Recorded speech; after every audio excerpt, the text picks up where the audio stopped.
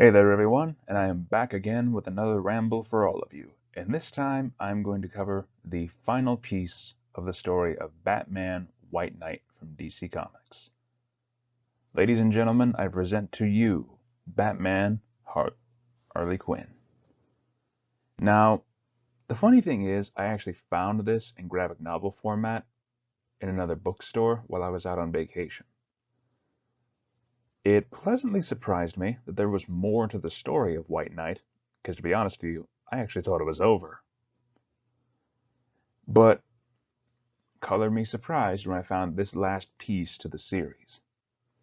And yes, this whole story of White Knight ended with the story focused on Harley Quinn. And to be honest with you, I actually thoroughly enjoyed it. So, I'm going to go over some of the very biggest pros that I could think of for this story.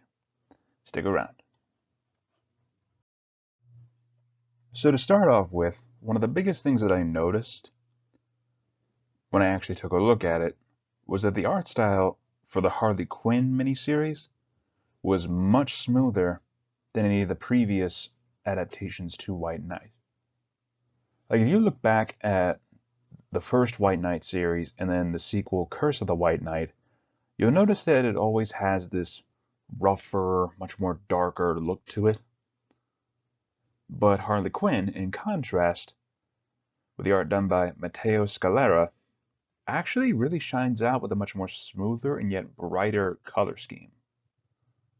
Like if you look at the edges here, you'll notice that it's a lot smoother, much more brighter throughout all the different colors, which in my opinion works pretty well considering who the character we are seeing in this story's viewpoint from.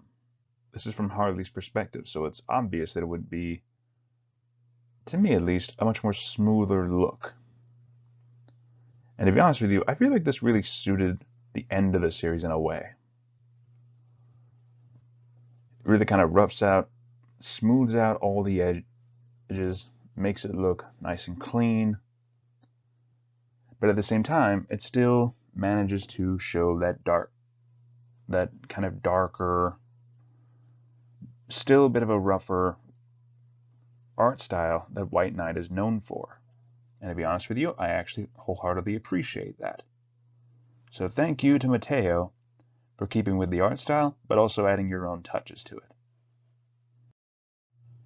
Now, let's get to the real meat of this subject, the story itself. And to be honest with you, I actually really liked this story. It helped to wrap up all the loose ends and really bring a conclusive ending to this series. So, the timeline of this is that the Harley Quinn miniseries takes place 2 years, chronologically, after the end of Curse of the White Knight. So as of right now, Bruce Wayne is now behind bars to serve out his years for his actions of illegal vigilantism as Batman.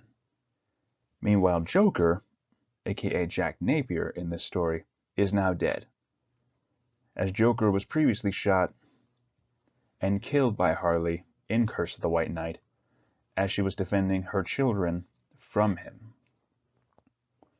whom ironically enough were actually Joker's children as well. So the story follows Harley as she is struggling with the fact that she is now a widowed single mother. Meanwhile, Gotham has been at peace for the last couple of years, but as of late, there is a new killer running around imitating the crimes of the Joker, or I should say the killing methods of the Joker.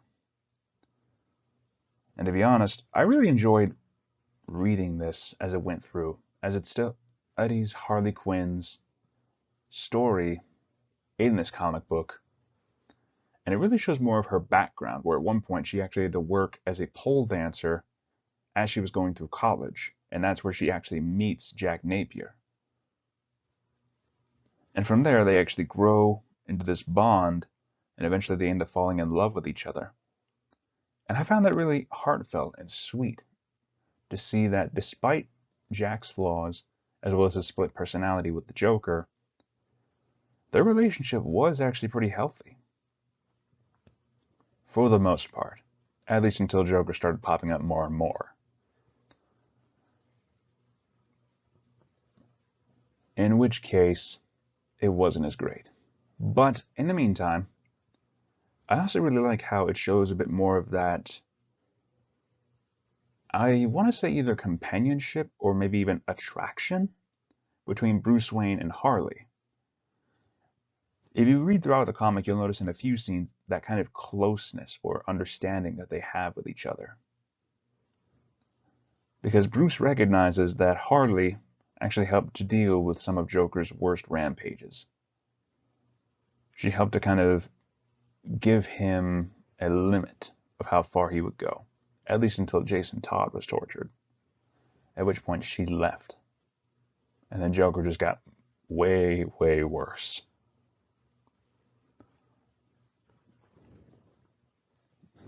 But anyways, I'm getting off track here. So to start off with, as I said, there is a new serial killer running around calling himself the Producer. And he is running around going after a lot of popular movie stars in Gotham,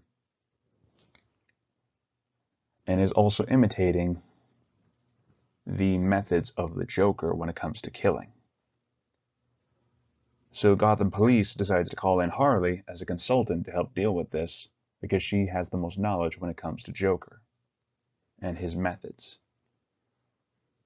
And throughout it all, we see Harley's struggles of both being a single mother with twins, as well as also coming to terms with her past as a criminal, as well as also coming to terms with the fact that she had no choice but to kill her lover. And in a way, I really enjoyed the whole journey through this. She does eventually find the killer. In the end, the final piece of this story actually shows Harley writing a letter to Bruce on Valentine's Day, of all days. And it really shows how, as I'm saying, it really shows how much she cares and how much she acknowledges that she cares for Bruce.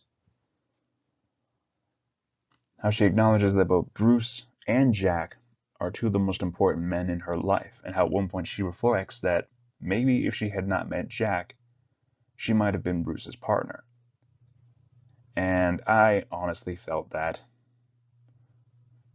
All in all, I really appreciated the story for what it was. It was a nice, cohesive ending to the White Knight series, as well as also closing up all the rest of the split ends, such as with Bruce being in jail, Joker being dead, and Harley coming to terms with her past. So all in all, my personal thoughts are I would personally give Harley Quinn, as well as the entire White Knight series, a good solid 9 out of 10.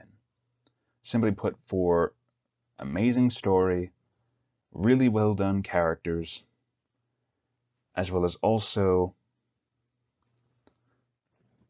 a really great art style, a very unique one that is unique to itself. And as for Harley Quinn itself, I'd also give it a 9 out of 10 for just being able to wrap everything up, not leave any loose ends. All in all, I figured it was a good way to wrap it up.